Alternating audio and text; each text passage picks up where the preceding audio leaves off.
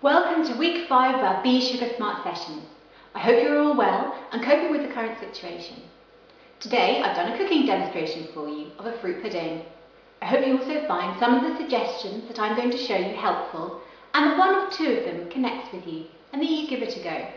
As usual, any questions or thoughts you have, please do just ask or share them on the WhatsApp group. I do love hearing all your comments. So we are going to continue on our theme of swapping from high to low sugar alternatives, with this week's focus being on snacks and puddings. Let's start with snacks. It is so convenient to grab the sugary treats from the shops. They're wrapped in brightly coloured packaging and are quick, easy and ready to eat. They have the perfect balance of sugars and fats and give us that immediate boost that makes us feel good. And that's no accident. Manufacturers know that the 2-to-1 ratio of sugar to fat makes us feel good. However, that really is all they provide. The calories provided are empty calories, and there is little food or nutritious benefit. It's estimated that 50% of a child's sugar intake comes from snack times. So if we can change our snacking habits, then we will go a long way to tackling childhood obesities, and as adults, we will lose a few pounds. With a little bit of planning, snack options can have a nutritious benefit and also give us that energy boost that we're after. Whilst we're all at home, I rather like this idea. These snack trays could be a really good option. It will help to manage portions and give a bit of a variety. They can be filled with whatever you choose, such as fruits, nuts and berries, dips, veggie sticks, breadsticks, you choose.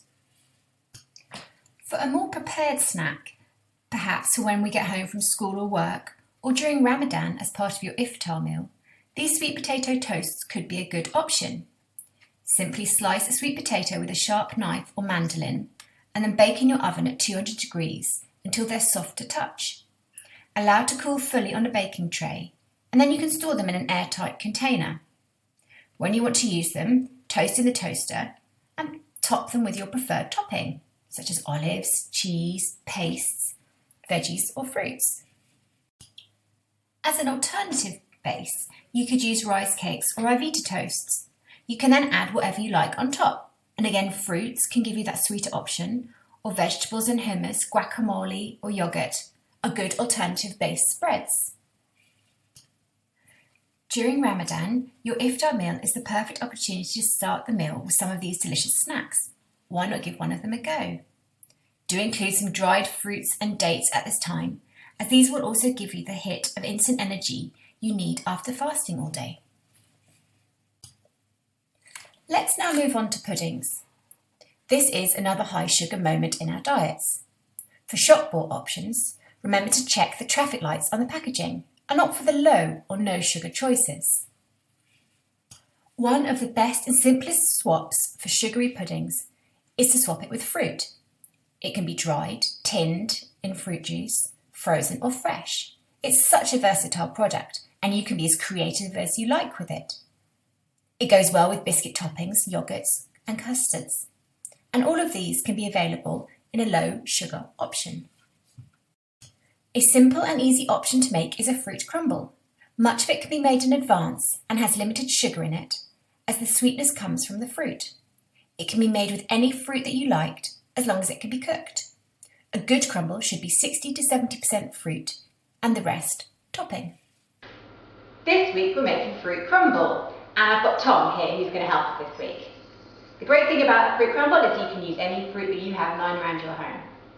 So, first things first, make sure your oven is on at 200 degrees C. And then the crumble is made in two parts, the topping and the fruit.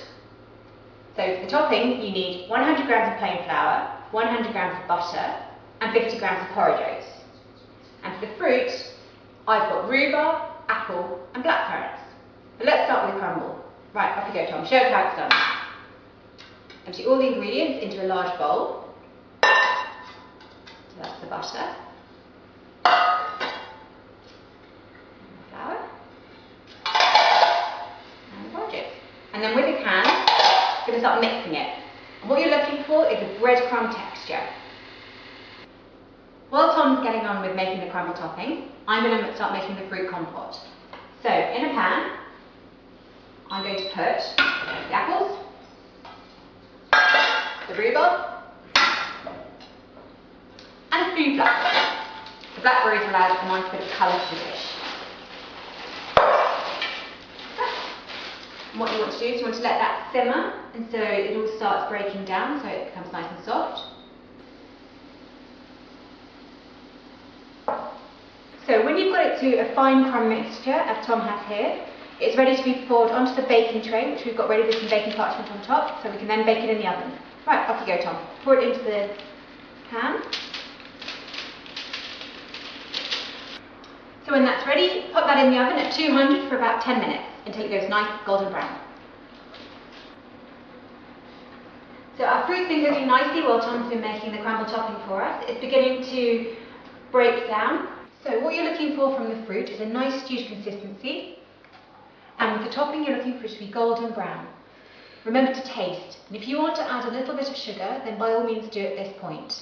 So all you do then is simply put the fruit into your oven-proof dish, like that, squash it down all over the bottom, and then when you're ready, about 10 minutes before serving, put the crumble on top and heat it up in the oven. Enjoy the fruit crumble! There are lots more ideas on the NHS Recipe Smart app. Why not give something new a go this week? Thank you for watching this week's session. I hope I've inspired you to try something new and to perhaps think outside of the box for snacks and puddings. Next week we're going to talk about how to lower sugar in our drinks and how to keep hydrated during Ramadan. Keep safe and goodbye.